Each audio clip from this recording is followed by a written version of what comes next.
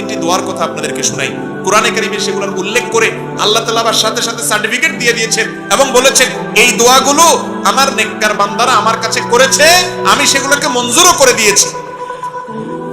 সেই রকম তিনটা দোয়া আমরা যদি আমাদের জীবনে পাঠ করি, জীবনের সকল সমস্যার জন্যই কিন্তু এই তিনটা দোয়া ঘুরে ফিরে আমাদের প্রযোজ্য হবে।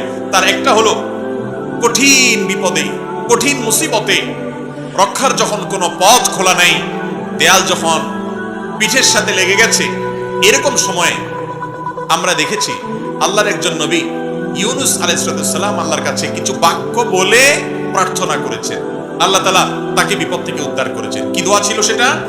ফানাদা ফিজ যুলুমাত, মাছের পেটে থেকে, অন্ধকারের মধ্যে থেকে, যেখানে মৃত্যু সুনিশ্চিত, সেই জায়গায় তিনি অবস্থায় আল্লাহর কাছে দোয়া করেছেন, আল্লাহ ইলাহা ইল্লা আনতা সুবহানাক ইন্নী কুনতু মিনাজ জালিমিন।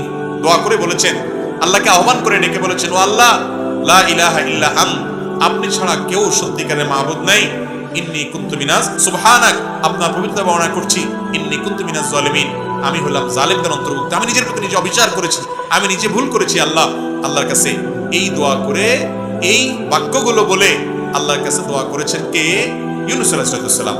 লা ইলাহা ইল্লা আনতা সুবহানাকা ইন্নী কুনতু মিনাজ জালিমিন। আল্লাহ তাআলা এই দোয়া উল্লেখ করার পর বলছেন, ফাস্তাজাবনা লাহু ওয়া নাজ্জাইনাহু মিনাল গাম।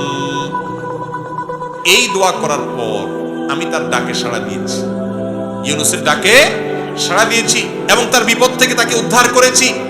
এর পরের অংশটা বেশি গুরুত্বপূর্ণ আমাদের জন্য। এরপরে আল্লাহ বলছেন, ওয়াকাযালিকা নুনজিল মুমিনিন, যেভাবে ইউনুস আলাইহিস সালামকে রক্ষা করেছি, একই ভাবে ঈমানদারদেরকে, কিয়ামত পর্যন্ত আগত ঈমানদারদেরকে বিপদ থেকে রক্ষা করব এই দোয়ার মাধ্যমে। কোন দোয়ার মাধ্যমে?